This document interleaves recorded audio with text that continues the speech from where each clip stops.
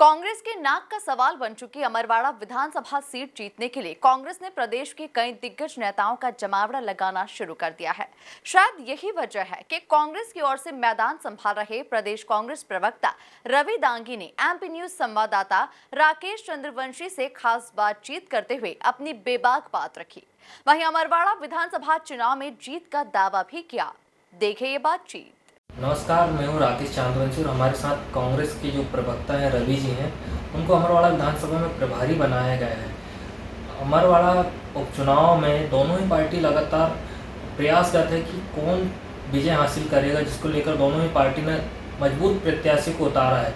लोकसभा चुनाव में कांग्रेस को हार का सामना करना पड़ा था, लेकिन अभी देखा जाए तो दोनों ही पार्टी के जो नेता हैं वो लगातार प्रचार कर रहे हैं। रवि जी, बहुत बहुत स्वागत है आपका। बहुत बहुत धन्यवाद राकेश। क्या देखते हैं अमरवाड़ा विधानसभा का उपचुनाव? पहले तो मैं बता दूं कि आपने कहा दोनों ही पार्टी ने दोनों ही प्रत्याशी, ये दोनों प्रत्याशी जो है आज कमलेश साहब भारतीय जनता पार्टी के, लेकिन ये भी कांग्रेस के ही थे। भारतीय जनता पार्टी के पास कैंडिडेट कहाँ, उन्होंने तो एक तरीके से ब्लैकमेल करके चुराया है कांग्रेस पार्टी के कैंडिडेट को। और हमारा ये जो इसको 3 बार से जनता ने आशीर्वाद दिया कमलनाथ जी के कहने पर, कमलनाथ जी के आशीर्वाद से ये 3 बार विधायक बने हैं।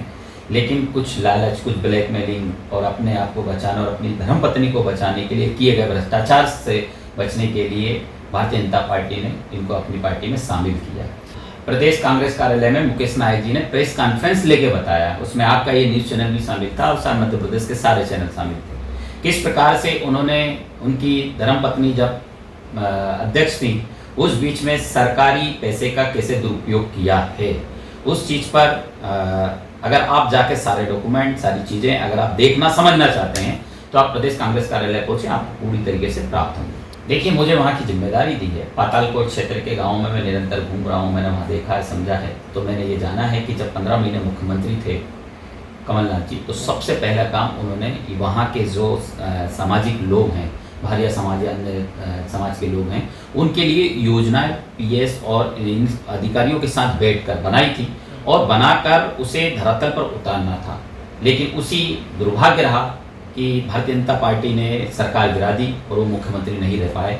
लेकिन उसके बाद भी वहाँ पर उन्होंने पर्यटक स्थान तो घोषित कर दिया था और जिसके बाद सरकार को वहाँ काम करना था। शिवराज जी मुख्यमंत्री रहे और अब मोहन यादव जी हैं, उनको वहाँ पर पर्यटक स्थल घोषित होने के बाद उस पर काम करना था, लेकिन काम नहीं किया।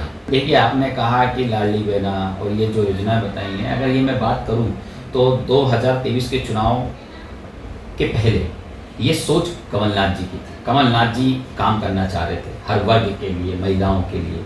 लेकिन भारतीय जनता पार्टी को जैसे ही आभास हुआ, पता लगा कि कमलनाथ जी इस प्रदेश की जनता के लिए, क्योंकि 15 महीने में ऐतिहासिक काम किए थे कमलनाथ जी ने, जिसके कारण भारतीय जनता पार्टी के कई बड़े नेता जेल जाने वाले थे। लेकिन उन्होंने जो खेल खेला, उस खेल के अंतर्गत खरीद फरोख्त करके सरकार गिरा दी।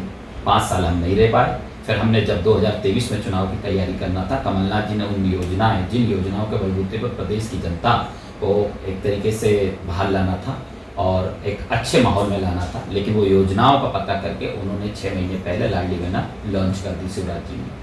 रही बात कि 1000 रुपये से उन्होंने योजना चालू करके 3000 तक ले जाना था। लेकिन अभी हम इस बात पर लड़ रहे हैं, विधानसभा में रोड पर लड़ेंगे महिलाओं के हक के लिए, कि जो 1250 पर रखी हुई योजना है वो आज 3000 कर देना था। लेकिन मोहन यादव सरकार ने अभी तक 3000 महिलाओं को क्यों नहीं दिए, हम दिला के माने।